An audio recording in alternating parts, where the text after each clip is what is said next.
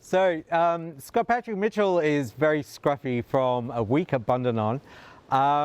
They are a poet, a writer, a part-time theoretical construct, sometimes ghost, and they're very comfortable talking about themselves in the third person. But in all honesty, I'm just somebody who loves reading and writing poetry, and I also really love lifting up and making space for emerging poets and helping them achieve their potential.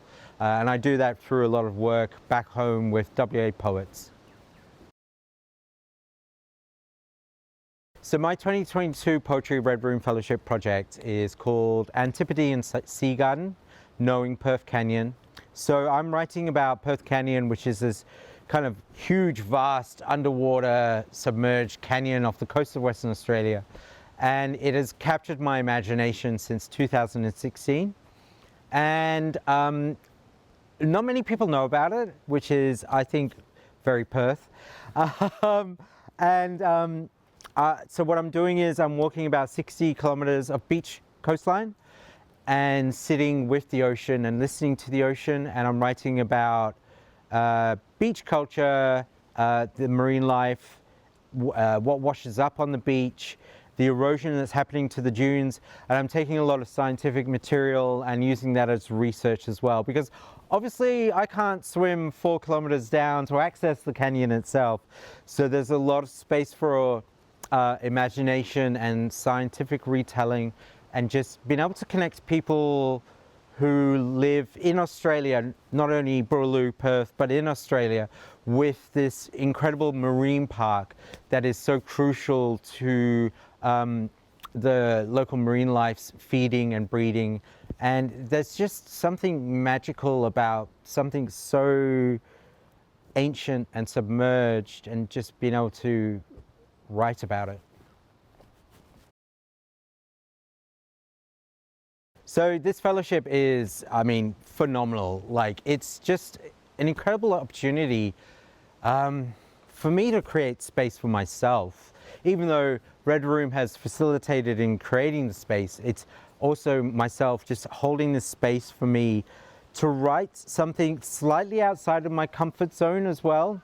I usually focus a lot on urban life and identity within the urban landscape.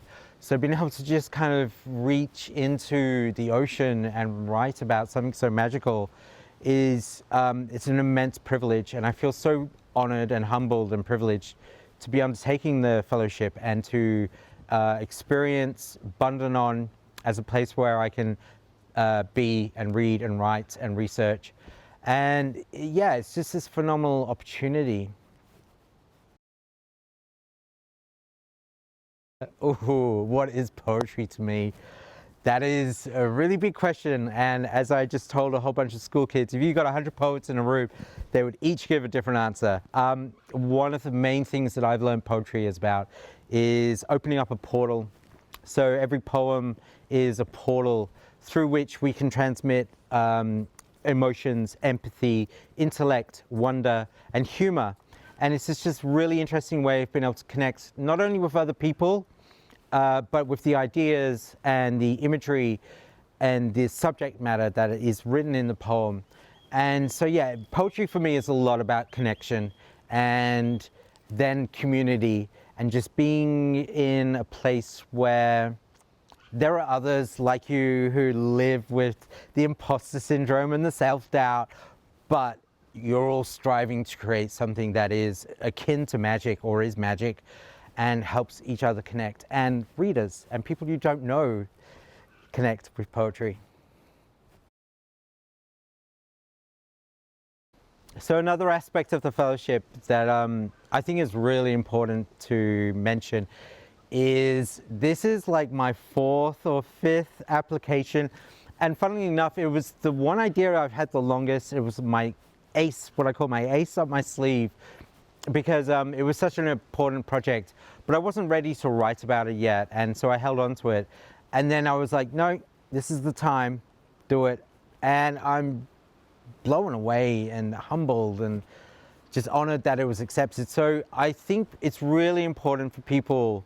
Poetry is a long game. and you got to be in it for the long game. You got to keep going, and every little kind of rejection is just an excuse to try harder and push yourself just that a little bit more, and really find what it is that excites you. And even if it's completely different to what you normally write, pursue it, because that's usually what's going to resonate with other people. So I really encourage people to apply for the fellowship who've worked with Red Room. And if you've applied before, apply again and just keep going, because it'll happen.